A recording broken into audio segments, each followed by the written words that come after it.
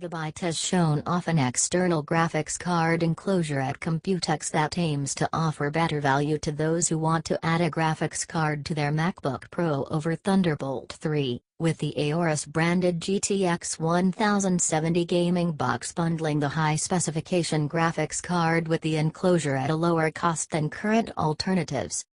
Connecting with Thunderbolt 3, the gaming box is a relatively compact enclosure with a mesh on one side providing extra cooling to the installed graphics card, supplied as part of the package.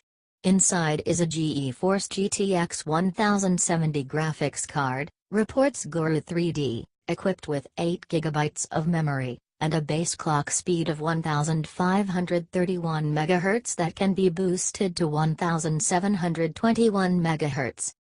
Inside the casing is a 450-watt power supply, though it is unclear if it will provide power to the connected notebook at this time.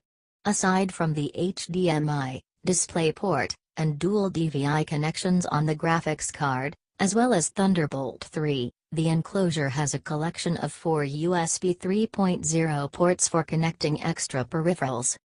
The power supply somewhat contributes to the device's relatively hefty 2 kg, 4.4 pounds, weight, making it less attractive to be transported along with a notebook, even with its supplied carrying case. While it is unknown if Gigabyte will be selling the enclosure separately from the graphics card, the Aorus GTX 1070 gaming box as a complete package may be attractive to some users, due to its price. Gigabyte plans to ship the bundle, consisting of the enclosure and the graphics card combined, for $600 starting in July.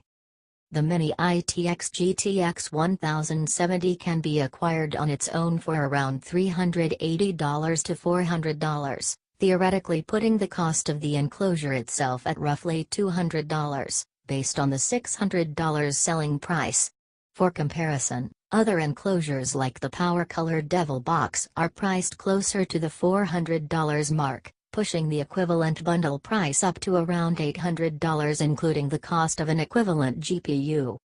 While acquiring an external graphics card enclosure may be an attractive proposition to provide extra graphical performance to a notebook, such as for playing games, it is worth noting that the market is still in its infancy. While it is relatively simple to connect and use on Windows, it is a slightly more involved procedure to get the extra hardware running on MacOS.